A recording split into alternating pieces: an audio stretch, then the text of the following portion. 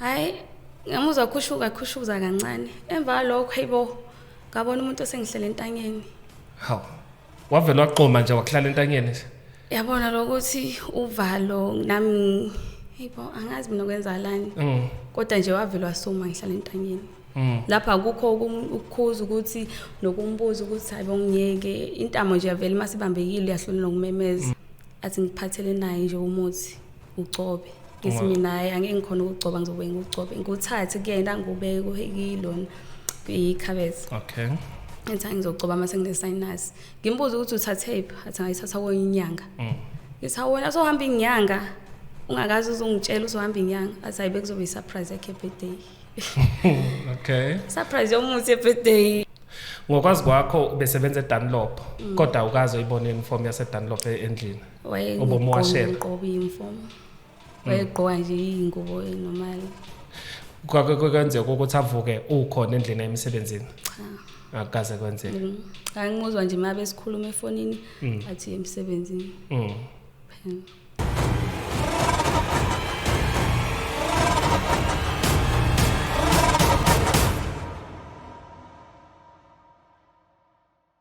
Sikubingelele sikwamukele kwi-Everyday People Show khona la kwi-150 Express coming to you live from Othukela News Times Studios. Igama lami ngiuPerfect ngwakamlotshwa imina kumethulo hlelo la namhlanje. Uyazi ke nawe ukuthi noma ngithi ngekhathi ezithize sihlale sibe nabantu abakhethekile esikhuluma nabo sikulethela ama special episode ahlukile kunalawo wajwayele esuke sikunikeza khona ke okwenzakalayo ezweni sakhile. So namhlanje ke sihambeli sethu ke esizosixoxela kabanzi because sibone ivideo yakhe ku TikTok. One of our colleagues ubone ivideo yakhe ku TikTok weza wazosixoxela ngayo la usisi sinaye namhlanje ayekhuluma khona ngokuthi ube kwi challenge yokuthi ke na umuntu wakhe athandana naye kube khona izinto azenza kuye kwafikela ukuthi mhlambe amhlukumeze physically njalo siswathola ke silele endaweni engekho right ukuthi ngalala umuntu wesifazane ebusuku. Kodwa ke ukhona usisilihle kuyena sikhuluma naye namhlanje okuyena ozosichazela kabanzi ukuthi ngempela kwenzakaleni kuze sifike la sikhona osukwini namhlanje. Makhumalo musikumele sikwamukele ku-150 Express. Yebo sanibona. Uyaphila? Ngiyaphila nami usemuhla usamamatheke kahle. Ngiyabonga. Boga nami. Mhlawumbe nasingachazela umbukeli ekhaya ukuthi mhlawumbe na ungamind ukumtshela ukuthi ke na ulihle ubani ohlala phi njalo.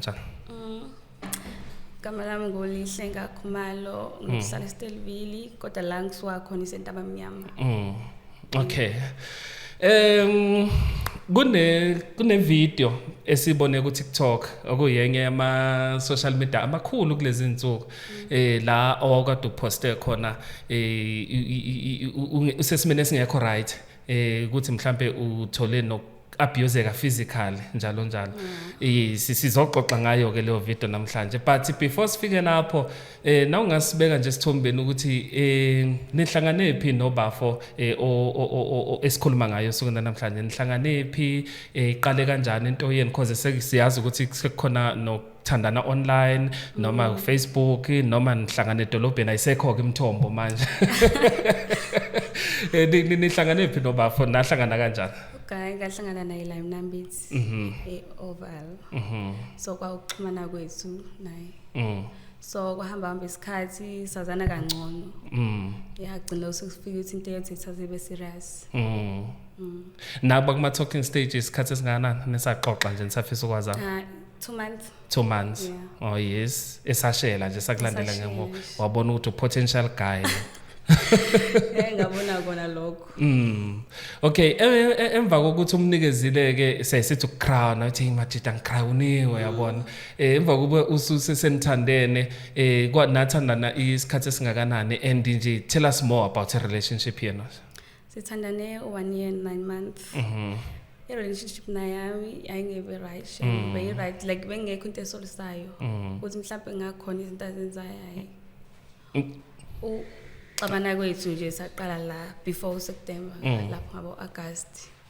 Okay, before sifike kuxabaneni nje usixoxele nje ngezinto ezimnandi nje like abe kwenzela zona benikhipha ama Doritos yonke lo ne girlfriend allowance zonke lezo zinto lezo sixoxele ngazo. Okay, be right shem. I girlfriend allowance bengithola ngiqamba manga.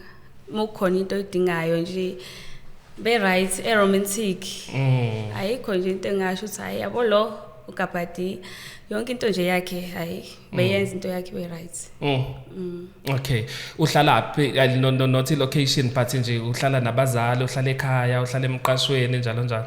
Yena kumina wathi usoka kaMashu. Okay. Uqashe la eRosbom.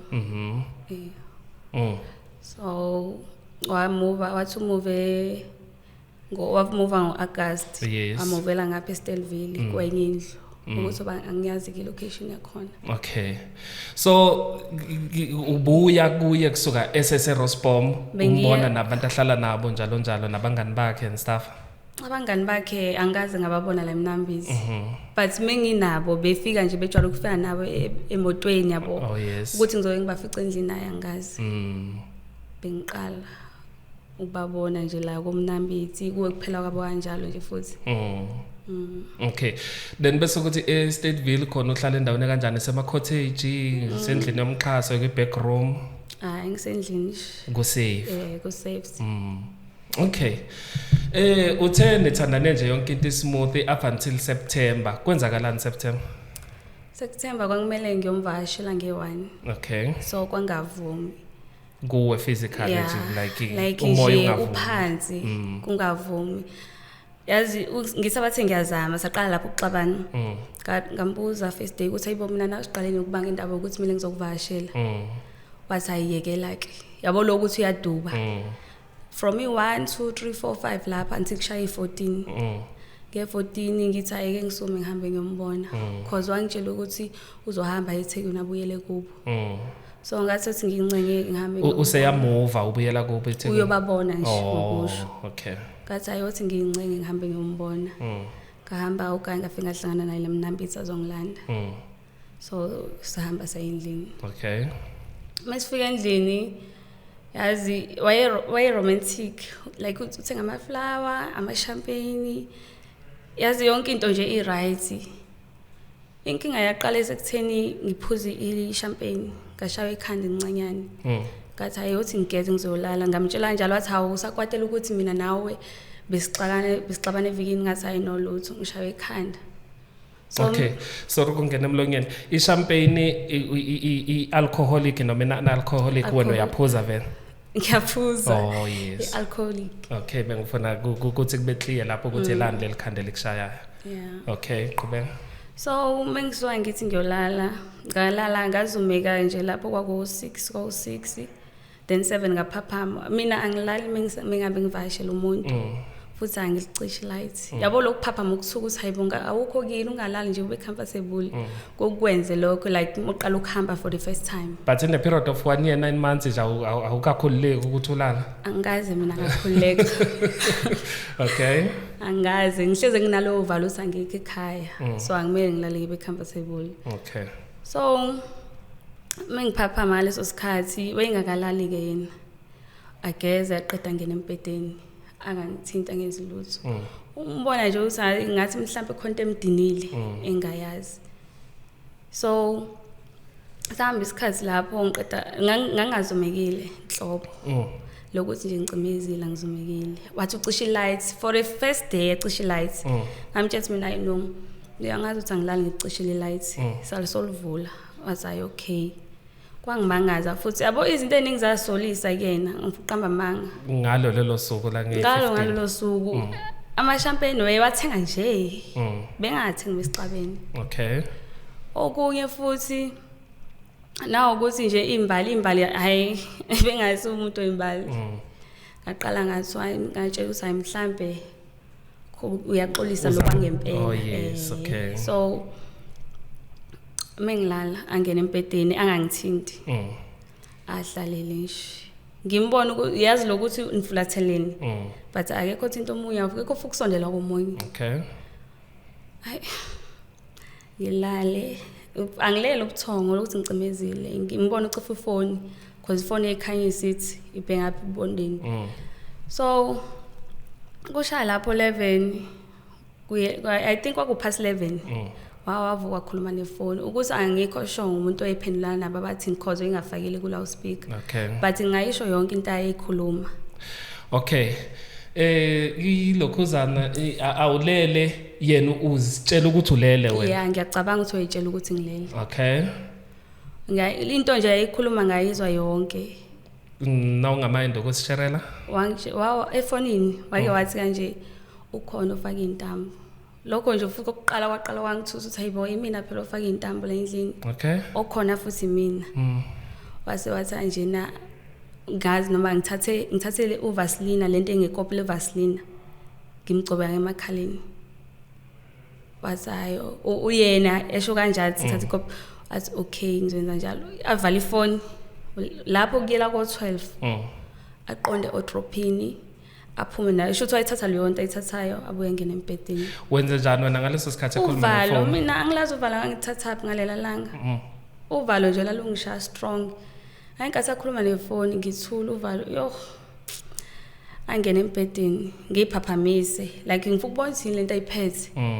Ngiphaphamise athi hawu usovukile ngithi mina ya ngithi baby nofule wenzani ngalesikhathi athi kanje hayi khona into ade ngikubhekela yona ngakuze ukuthi uphathwa isinus ngathi ya vele iyangiphatha athi ngiphathele naye nje umuthi ugcobe ngithi mina hayi angeke ngikhona ukugcoba ngizobe ngigcobe nguthathe kuyena ngubeke kuhekilona ikhabethe. Okay.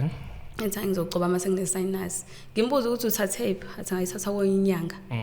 Ngithi wena sohamba inyanga ungakazi uzongitshela uzohamba inyanga athi hayibe kuzobe isurprise yakhe birthday.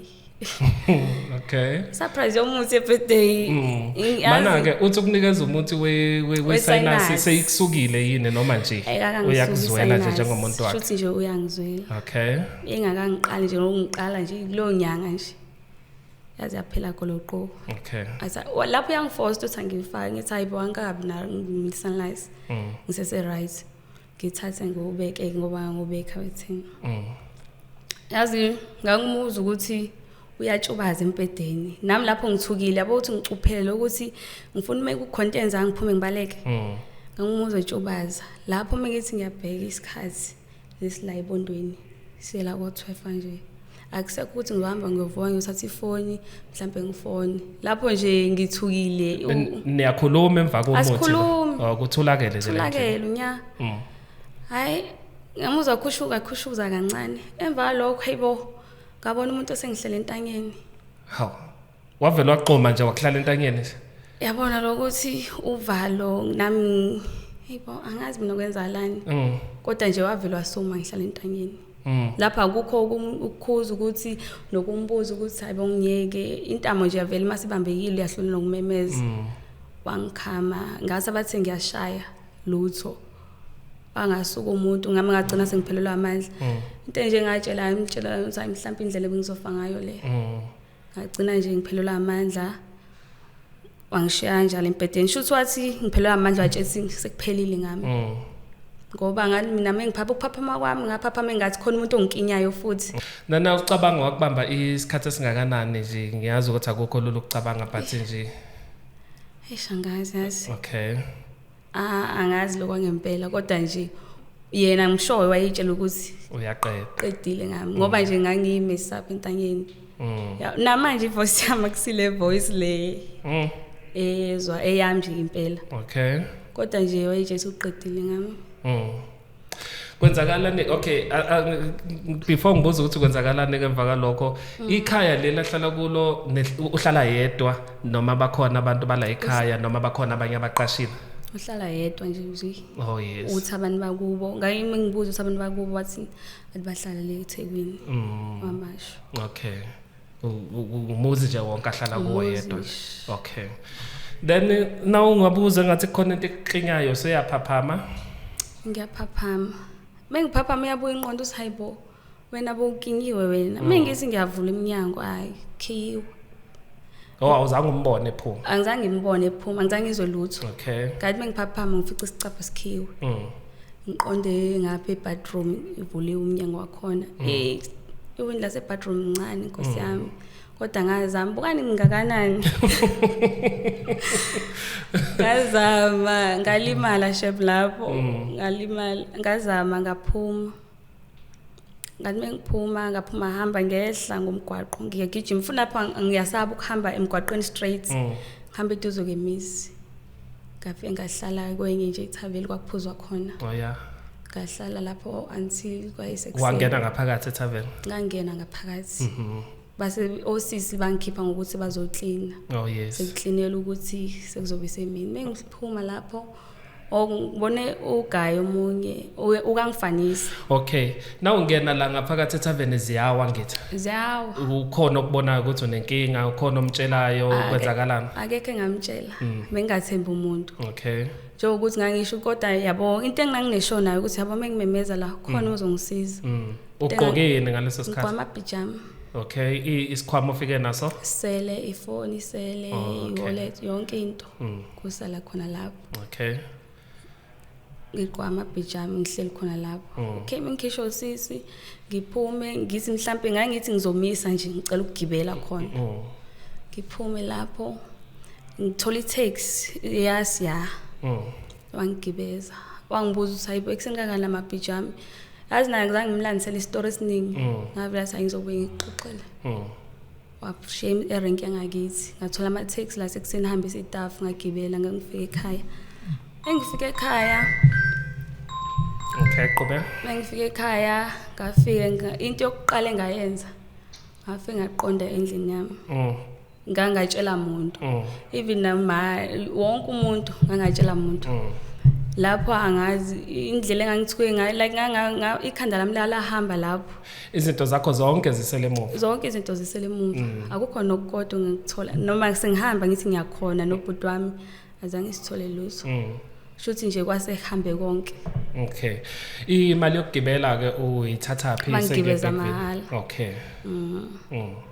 ngifike ekhaya angitshelanga umuntu avela aqonda indlini yami ngalala kwako 9 and I'm sure uma wamangala usayibo lo muntu soyahamba yovakasha wabuya masishanga because nginokubuyela emini lapho wangangibuza mengiqonda ngithatha ifoni yami ngithi ngifuna ukufonela usisi wami angihlali naye ekhaya ngithi ngifuna umfonela ngimtshele ngayo ugayi uthi wenzeni ngifike efonini yami ngifica i-message because bengeke ngimfonele vele ngefone number yami ngifica i-message ethi uma wahamba uvula icala ngizoqala ngosisi wakho semqashweni ngimbulale ngize ngobabakho lo hleza semgwaqeni athi mase ngiza ngobhuti wakho lo sebenza lapha eBergville esho nje kanjalo athi mase ngiyafika lapha ekhaya athi hamba ngibophisa athi kwenza ukuthi ongazi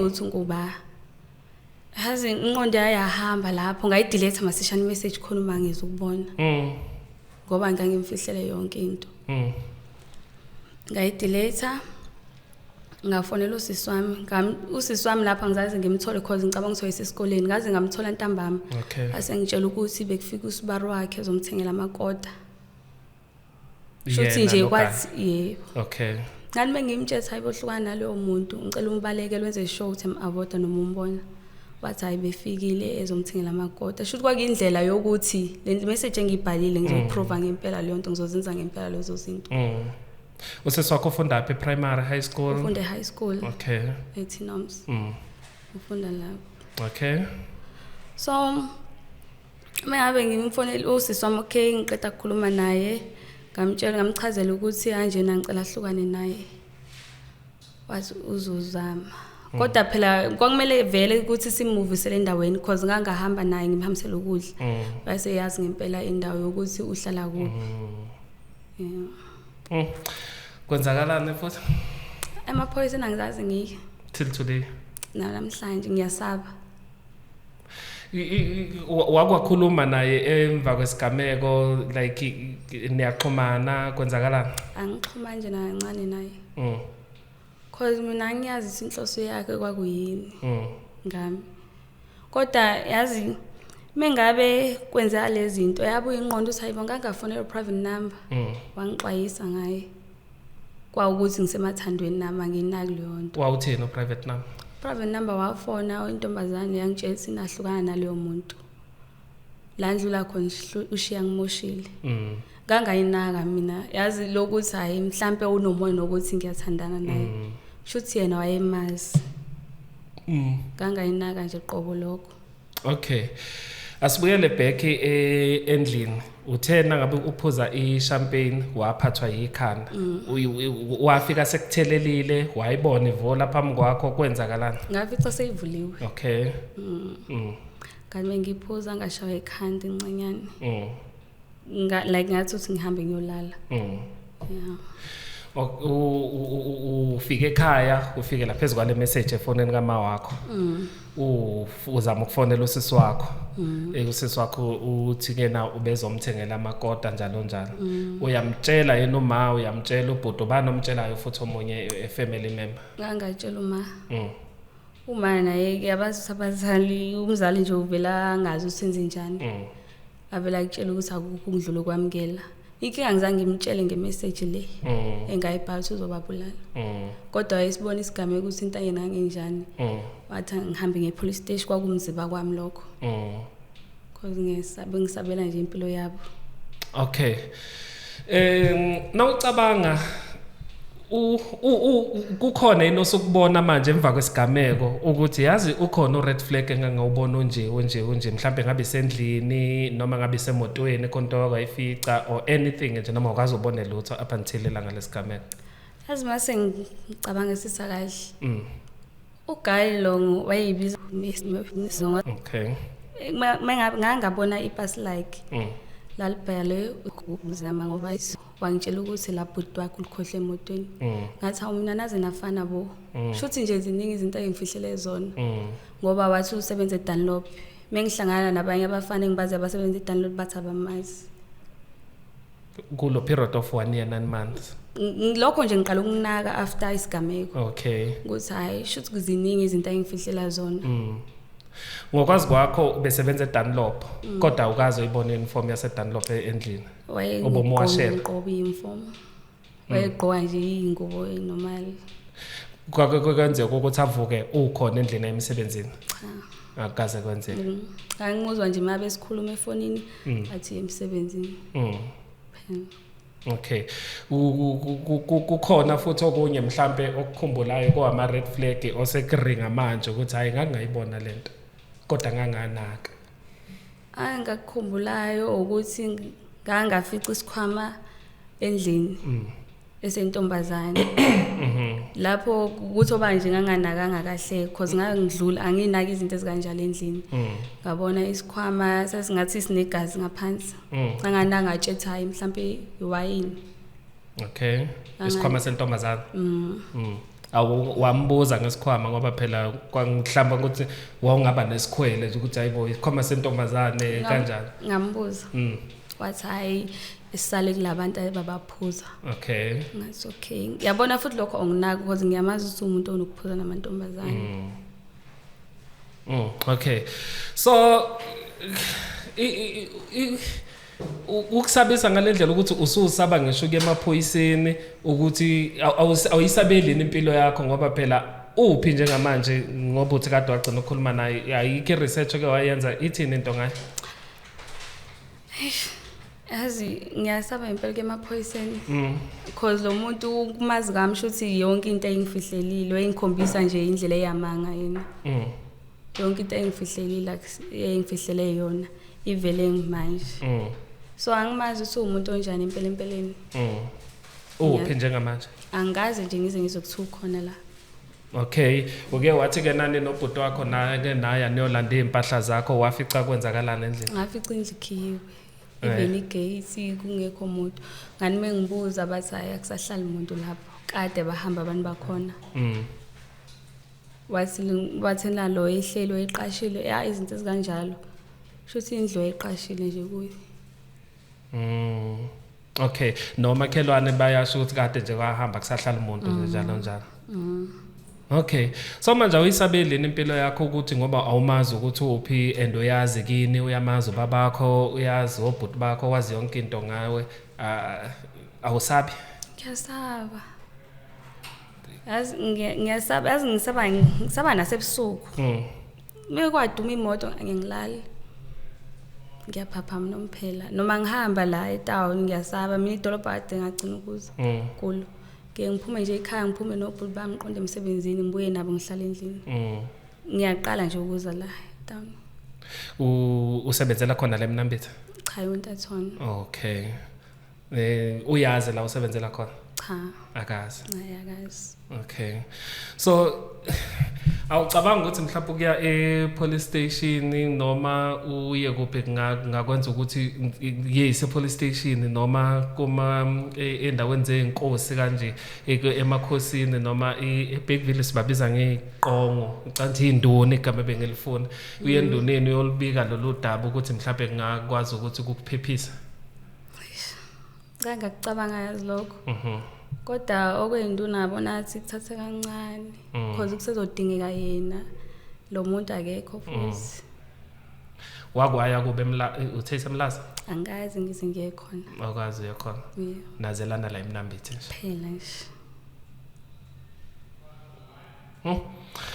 okay ungathini nje kwabanye abantu besifazane abakuma relationship mhlawumbe isixwayiso njengobanikeza sona nesifundo nje osifundile wena kuyo yonke lento engakutshela umuntu uthi kwesinye isikhathi ubukulalele ama emotions akho yabo mengavuma ukuthi uhambe uyenze leyo nto ungayenzi kusuke kunezizathu saleyo nto ungalinge nje uxaki ngayo uvela uhlale phansi no ukuthi abantu awamazi kabuhle umuntu wakhe athandana naye research yonke into ngayo uthi umuntu onjani because mina leyo nto angizange ngize ngikwenze ukuthi ngibuze kubantu uthi umuntu onjani uqale nokuhlala eRosbom izinto ezikanjalo angaze ngiyenze lo nto wavela zizwe usemathandweni nje athi ngiyashada-ke la ngathandana okay mhlawumbe in closing nje sesivala yini ongafisa ukuyibona yenzeka nje mhlawumbe kuye like isifiso sakho nje kuze uthole ipeace nje yini into yadinga ifisa kuyena ukuthi aboshwe because I'm sure la suka khona ziningi izinto azenzile azi ngiyabona abantu ku TikTok kuma comment bathi ngimi-expose yazi anginaso isithombe sakhe neserious notes bengawudlala Facebook izinto nje nganginazo ahamba nefoni yonke into umuntu obefihlile kuwe umuntu nje ebefihlile yethu uthola ipasi lika siya kodwa wazi ukuthi uthola nosibanibani yeah azi mina usemphiwe phela okay dadewethu siyabonga mhlawumbe nangabe khona nje ofisa ukungidlulisa sesivala akukho ngiyafisa ukudlulisa ngiyabonga kodwa ngiyazi ngithanda nje ukubonga abantu ba TikTok banothando shem bayakwazi ukubuza ukuthi unjani banekhe ngomunye umuntu uyafisa ukumi-expose wena just that awunalutho lakhe ngiyafisa shem ngabe kade ngabatshela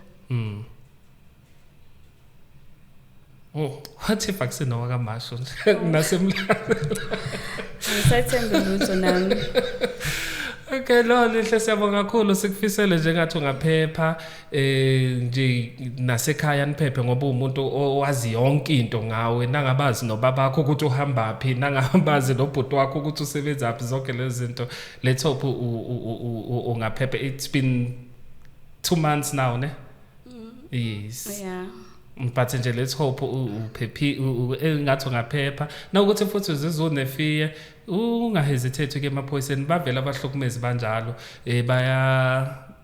bayathanda ukugwajisa uzizwe ugwaja nawe ukuthi ke nabathreatenisha impilo yakho kanti cha umingalo akekho umuntu ongaphezulu kwengalo yomthetho ne siyabonga kakhulu ngesikhathi sakho ngiyabonga yo uyayizwela ke mbukeli lapho ngasekhaya izinto lezi ke ezenzakalayo imihla namalanga so sithi nangabe sithatha inqumo sokungena kuma relationship not kuma relationship kuphela ngoba abanye abathenjiswa nemisebenzi thola ukuthi uyahamba emsebenzini kanti into engekho leyo wenze sure ukuthi wenza iresearch enkulu ngalendlela esimangaliso na ukuthi ke nakhona nje into ezokwenza ukuthi usuke eduze kwakini njalo njalo okay this is E150 Express. Don't forget to like or subscribe. press the notification bell, ucommente kule double fana nalolu. Nawe ungabe unezinye indaba nje ofisa ukuthi uzokhuluma ngazo nama ne-experience onayo or anything nje ofisa ukungayidlulisa, you are more than welcome ukuthi us-inbox ku Facebook as a150 Express noma ke uthukela News Times lapha ku Facebook. Sinithanda kale rato lika love. Cheers.